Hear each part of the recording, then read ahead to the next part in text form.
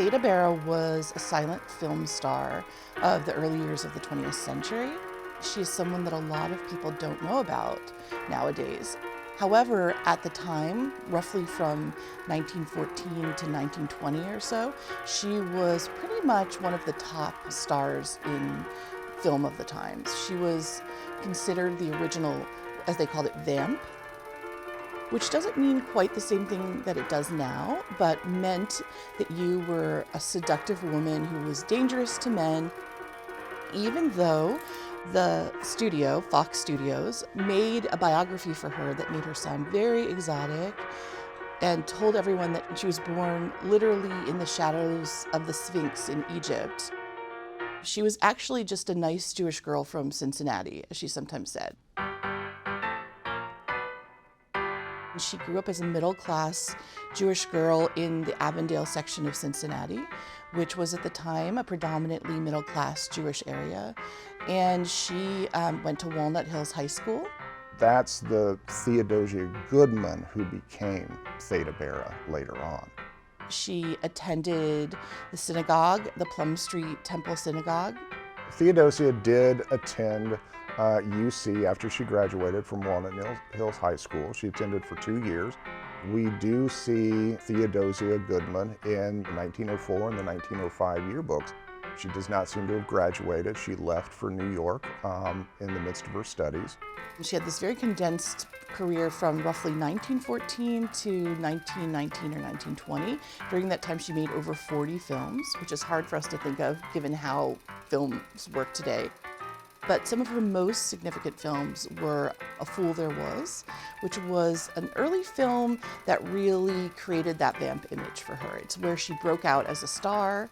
And in that film, she played the seductress who was bringing a man who had a wife to his room. So she was an early vamp and one of our early sex symbols in film. And so she's had a huge effect, I think, on future starlets and representations of women in film, and yet we know so little about her because her films didn't survive into the contemporary period.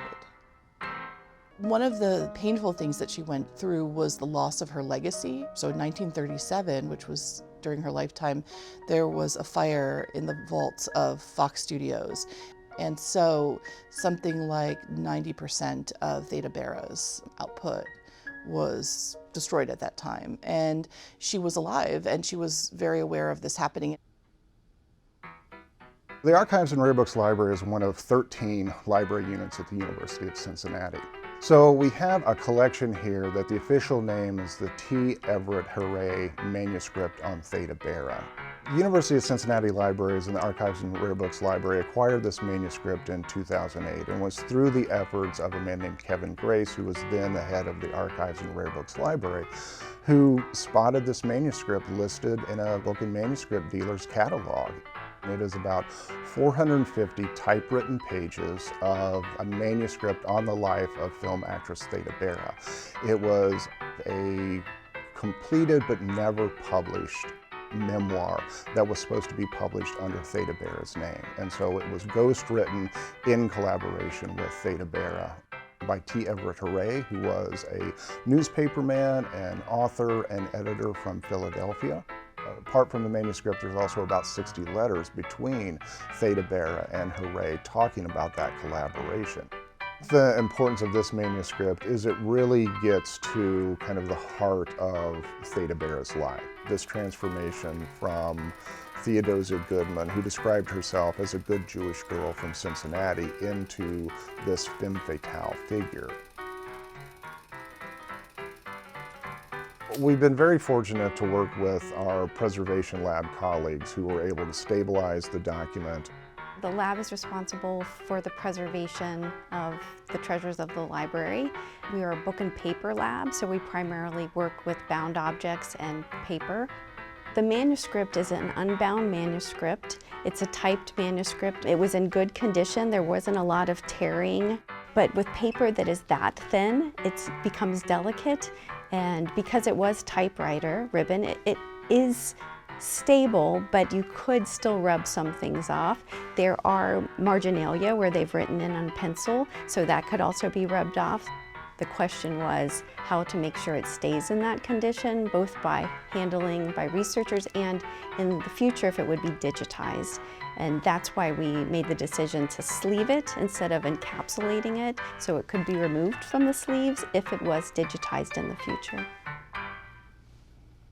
It includes a cover page with the title Woman or Vampire. It includes chapter titles such as I procured poisoned caramels with full intent to use them, or saved from an early marriage by a Ouija board, or Devil's Handmaiden Am I? So if you look at the table of contents, it seems like it's intended to be somewhat this scandalous, spectacular memoir. When you look at the actual content of it, it's more of a day-to-day life of Theda Bara. Everything from her early childhood and education in Cincinnati, the move to New York, entering Broadway and film productions, all the way up to about 1917, 1918, when she was the lead in the film Cleopatra. Theda Bara's career kind of goes into a decline. She has, I think, one stage production which is not received well by critics. And then there's a few years before she has, I think there were 2 remaining films in her career.